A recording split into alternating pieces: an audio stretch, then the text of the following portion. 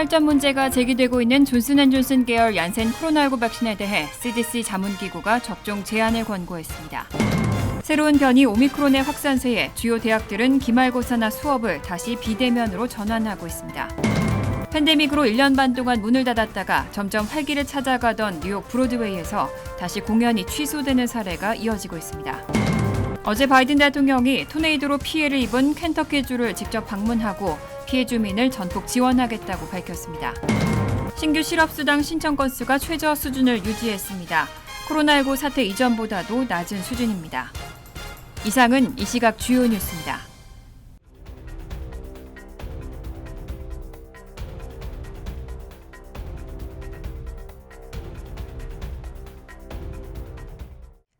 시청자 여러분 안녕하십니까? KBN 뉴스입니다. 혈전 문제가 제기되고 있는 존슨앤존슨 계열 얀센 코로나19 백신에 대해 CDC 자문기구가 접종 제한을 권고했습니다. 얀센 백신 대신 화이자나 모더나 같은 mRNA 백신을 접종하라는 결정을 내렸습니다. 질병통제예방센터의 외부 전문가 패널이 오늘 회의를 개최하고 얀센 코로나19 백신 대신 화이자 및 모더나 백신 접종을 권고하는 데 대해 15대 0 만장일치로 찬성했습니다. CDC는 얀센 백신 접종 후 부작용 사례가 잇따르자 오늘 외부 의학 전문가 패널에게 이를 계속 사용할지에 대한 투표를 요청했습니다. CDC가 최근 발표한 자료에 따르면 지난 9일 기준 얀센 백신을 접종한 후 최소 9명이 혈소판 감소증 또는 혈소판 감소 증후군으로 사망했습니다. 앞선 자료에서 CDC는 지난 8월 31일 기준 얀센 백신을 접종한 후 해당 부작용을 겪은 사람은 54명이었습니다. 이들 중 36명은 중환자실에 입원했고 사망하지 않은 사람들 중 일부는 신체 마비 등 장기간 부작용에 시달렸다고 밝혔습니다. 해당 부작용이 가장 많이 나타난 집단은 주로 30세에서 49세 여성입니다. 현재까지 미국에서 얀센 백신을 접종한 사람들은 1,600만 명 이상으로 나타났습니다. 미국 전역에서는 최소 36개 주에서 코로나19 변이 오미크론이 발견됐습니다. 아직 감염자의 96%는 델타 변이가 차지하고 있지만 오미크론의 전염성이 델타보다 강해서 향후 비중이 점차 커질 것으로 예상되고 있습니다. 로셸 월렌스키 CDC 국장은 어제 백악관 코로나19 대응팀 브리핑에서 최소 36개 주가 오미크론 변이로 인한 코로나19 확진 사례를 보고했다고 밝혔습니다. 다만 현재 미국 내 코로나19 사례 중 96%는 여전히 델타 변이라고 설명했습니다. 월렌스키 국장은 확진자 가운데 압도적 다수는 여전히 델타지만 오미크론 변이가 미국 내 사례의 3%가량을 차지하는 것으로 추정된다고 평가했습니다. 또 뉴욕과 뉴저지 등의 지역에서는 오미크론 비중이 더 크다고 덧붙였습니다. 월렌스키 국장은 다른 국가의 오미크론 전염성 초기 데이터를 볼 때 미국 내 오미크론 비중이 향후 몇 주 동안 커질 것으로 본다며 초기 자료는 오미크론이 델타보다 전염성이 더 강하다는 점을 시사한다고 덧붙였습니다. 이러한 확산에 대비해 백신과 부스터샷 접종 필요성도 강조했습니다. 월렌스키 국장은 연말 연휴 기간 동안 이뤄질 가족 모임 등을 거론하고 자격이 있는 모두가 백신과 부스터샷을 맞는 게 중요하다고 당부했습니다. 한편 이날 앤서니 파우치 국립 알레르기 전염병 연구소 소장은 브리핑에서 현재 백신 부스터샷이 오미크론에 효과를 보이고 있다면서 현 시점에서는 오미크론 변이에 특화된 부스터가 필요하지 않다고 밝혔습니다. 새로운 변이 오미크론의 확산세에 주요 대학들은 기말고사나 수업을 다시 비대면으로 전환하고 있습니다. 코넬 대학교는 모든 캠퍼스 활동을 전면 취소했습니다. 뉴욕 북부에 위치한 코넬 대학교는 학생과 교직원의 97%가 백신 접종을 2차까지 마쳤는데도 불구하고 확진자가 급증하자 운동 경기를 포함한 모든 캠퍼스 활동을 전면 취소하고 도서관도 폐쇄했습니다. 기말고사도 비대면으로 진행하기로 발표했습니다. 뉴저지에 위치한 프린스턴 대학도 기말 시험을 비대면으로 치르고 내년 1월 7일까지 음식을 섭취하거나 마스크를 착용하기 힘든 모든 모임을 취소했습니다. 뉴욕 대학교 역시 필수적이지 않은 모든 모임과 행사를 취소했습니다. 앞서 이달 초 시카고에 있는 드폴 대학교는 내년 1월 3일부터 15일 겨울학기를 비대면 방식으로 전환하겠다고 밝혔습니다. 지난주 버몬트의 미드베리 대학도 확진자가 34명이 발생하면서 수업과 행사를 취소한 바 있습니다. 보스턴의 노스이스턴 대학은 학생들에게 백신 추가 접종을 실시하고 있고 툴레인 대학 등 여러 곳은 마스크 착용을 다시 의무화하고 있습니다. 최근 법원에 의해 잇따라 제동이 걸린 바이든 행정부의 백신 접종 의무화 명령이 26개 주에서는 간신히 부활했습니다. 뉴올리언스 소재 제5항소법원은 백신 의무화 중단 결정이 소송 당사자인 14개 주에만 적용된다고 판결했습니다. 어제 뉴올리언스 소재 제5항소법원은 연방정부 지원금을 받는 의료기관 종사자에 대한 백신 접종 의무화 명령이 26개 주에서 유효하다는 결정을 내렸습니다. 제5항소법원의 이날 판결은 하급심의 백신 의무화 명령 중단 결정을 일부 뒤집은 겁니다. 앞서 지난달 루이지애나 등 14개 주는 의료 종사자에 대한 백신 의무화 명령이 위헌이라며 이를 중단해달라는 소송을 냈고 루이지애나주 연방판사가 이를 받아들이면서 판결의 효력 범위를 전국의 모든 주로 확대했습니다. 미주리주 연방법원 판사도 미주리를 비롯해 알래스카와 아칸소, 아이오와 등 10개 주가 요구한 의료 종사자 백신 의무화 중단 조치를 허용했습니다. 이에 바이든 행정부는 루이지애나주를 관할하는 제5항소법원에 항소했고 제5항소법원은 이날 판결에서 루이지애나주 연방판사의 백신 의무화 중단 결정은 소송 당사자인 14개 주에만 적용된다고 판단했습니다. 전국적으로 중단 명령을 내린 것은 권한의 범위를 벗어난다는 판단입니다. 다만 미주리주 연방판사가 다른 10개 주에 백신 의무화 중단 결정을 내린 것은 유효하다는 입장을 밝혔습니다. 로이터 통신은 이번 제5항소법원 결정에 따라 24개 주에서는 백신 의무화 중단이 유지되지만 나머지 26개 주에서는 연방정부의 백신 의무화 명령이 되살아나게 됐다고 전했습니다. 지난달 국방부는 백신을 접종하지 않은 경우 주 방위군 훈련 참여를 막고 금전적 불이익을 주는 정책을 발표했는데요. 5명의 공화당 주지사가 국방장관에게 서한을 보내고 주 방위군에 대한 백신 의무화 철회를 요청했습니다.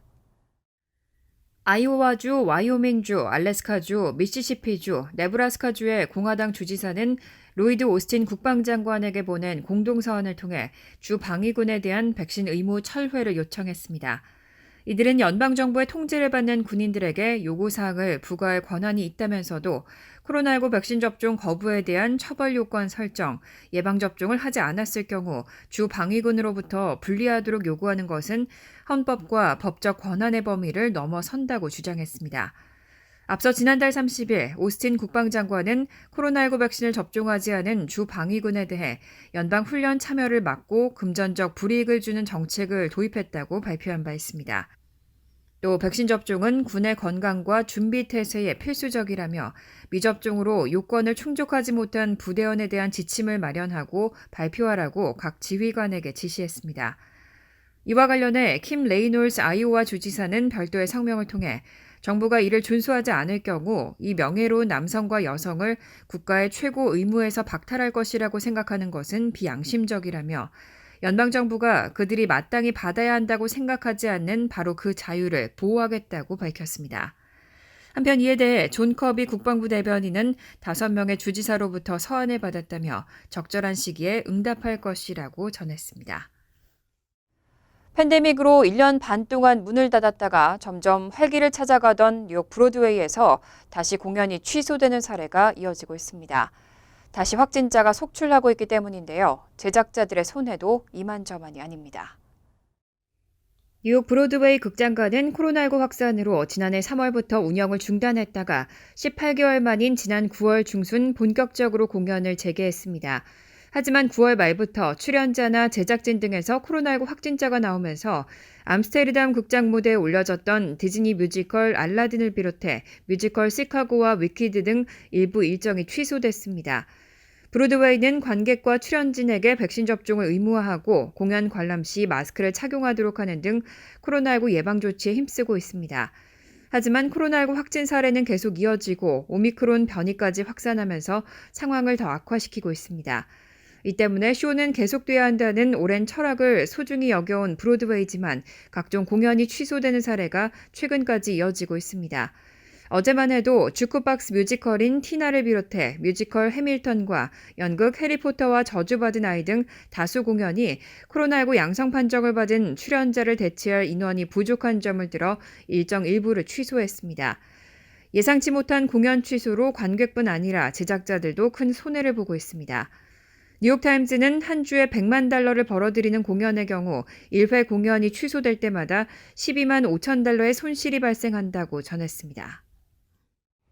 어제 바이든 대통령은 토네이도로 피해를 입은 켄터키주를 직접 방문했습니다. 바이든 대통령은 기후 변화로 인한 자연재해의 심각성을 강조하고 피해 주민을 전폭 지원하겠다고 밝혔습니다. 어제 바이든 대통령은 켄터키 도슨 스프링스 피해 지역을 둘러본 후 올해에만 자연재해로 $990억 달러의 손실을 입었다고 말했습니다. 켄터키 서부 도슨 스프링스는 지난 주말 중부를 덮친 토네이도로 마을의 75%가 파괴된 것으로 알려져 있습니다. 바이든 대통령은 어제 캘리포니아와 아이다호 등 서부 지역 산불 피해를 거론하며 날씨 기후변화로 너무나 많은 영역이 불탔고 피해 규모는 뉴저지 전체 주보다 크다고 말했습니다. 이어 우리에게는 할 일이 많다며 미국인은 일을 할 준비가 돼 있다고 강조했습니다. 이번 토네이도 피해 주민을 전폭 지원하겠다는 뜻도 밝혔습니다. 바이든 대통령은 무슨 일이 됐든 얼마나 걸리든 주 정부를 지원하고 정부가 나설 것이라고 강조했습니다. 그에 따르면 현재 피해 지역에는 14만 4천 리터의 생수 등이 제공됐고 7개 대피소가 운영 중입니다.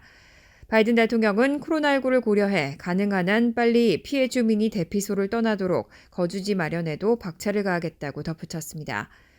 한편 지난 주말 토네이도에 이어 어제 국립해양대기청 폭풍예측센터는 또 추가 토네이도 주의보를 발령했습니다. 아이오와 서부, 중부 지역과 캔자스 동북부, 미네소타 중남부와 미주리 북동부, 네브라스카 동부, 사우스다코타 동남부 끄트머리 등이 영향권에 들어 있습니다. 바이든 정부가 마약성 진통제 오남용을 막기 위해서 유통 조직에 대한 단속을 강화하는 행정명령을 내렸는데요.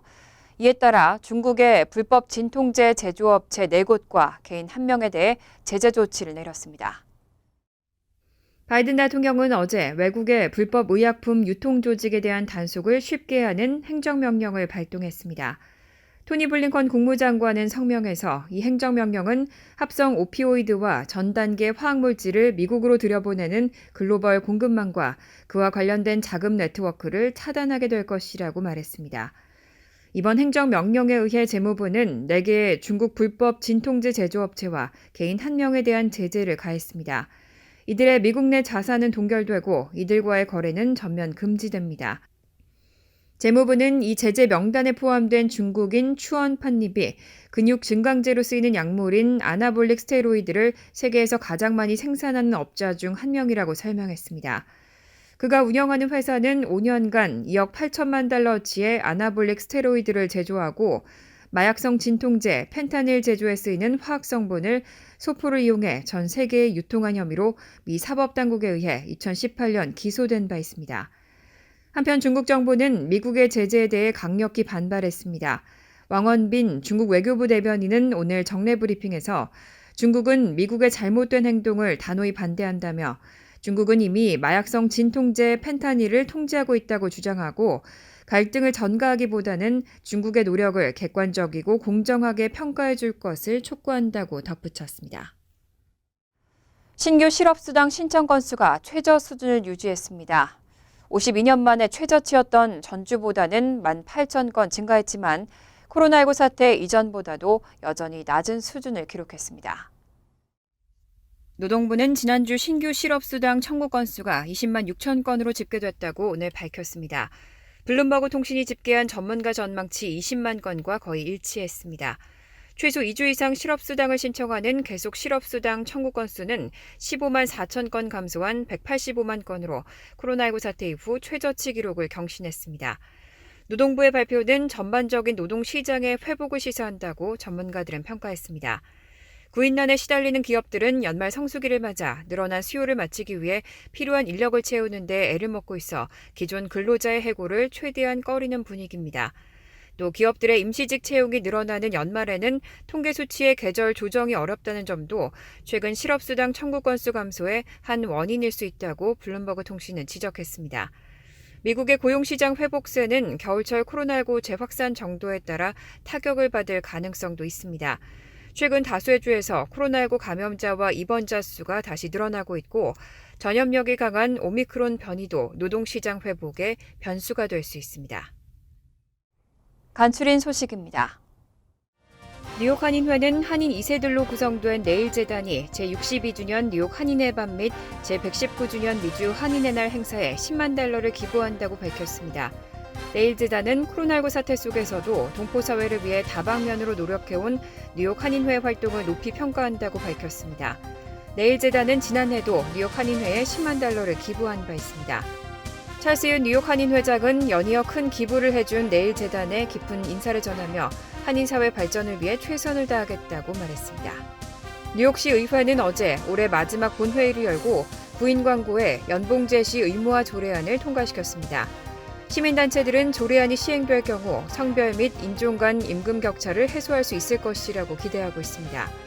급여 수준에 대한 비공개 관행이 같은 업무에도 암암리에 급여 차별을 초래하는 요인이 되었다는 주장입니다. 통계에 따르면 뉴욕시 기업의 여성 평균 임금은 남성의 84% 수준이고 백인 남성 평균 급여 대비 흑인 여성은 66%, 히스패닉 여성은 55% 수준으로 나타났습니다. 조례안은 시장 서명 120일 후 발효됩니다. 뉴저지 한인회 선관위는 어제 보도자료를 통해 한인회장 선거에서 낙선한 김일선 후보와 김 후보 선거대책위원회가 지난 13일 후보 등록 시 제출했던 $2만 공탁금 중 $1만 반환을 요청해왔다고 밝혔습니다. 당초 김 후보는 공개 토론회에서 낙선 시 공탁금 반환금 $10,000를 받지 않고 한인회에 기부하겠다는 공약을 발표한 바 있습니다. 선관위는 한인회에 별도 요청사항이 없으면 김 후보에게 공탁금 중 $10,000를 반환할 계획이라고 밝혔습니다. 뉴욕 한인 직능단체 협의회가 단체 명칭 변경을 취소하기로 했습니다. 협의회는 지난 14일 개최한 원래 회의에서 명칭 변경을 재검토한 결과 기존 명칭을 계속 사용하기로 했다고 밝혔습니다. 협의회는 지난 7월 이름을 뉴욕 한인 경제단체 협의회로 바꾸기로 했지만 전직 회장단과 일부 단체장들의 반대 의견이 예상보다 거셌습니다. 결국 별도 소위를 구성하고 재논의한 결과 기존 명칭을 계속 사용하기로 결정했습니다. 환율과 증권 소식입니다.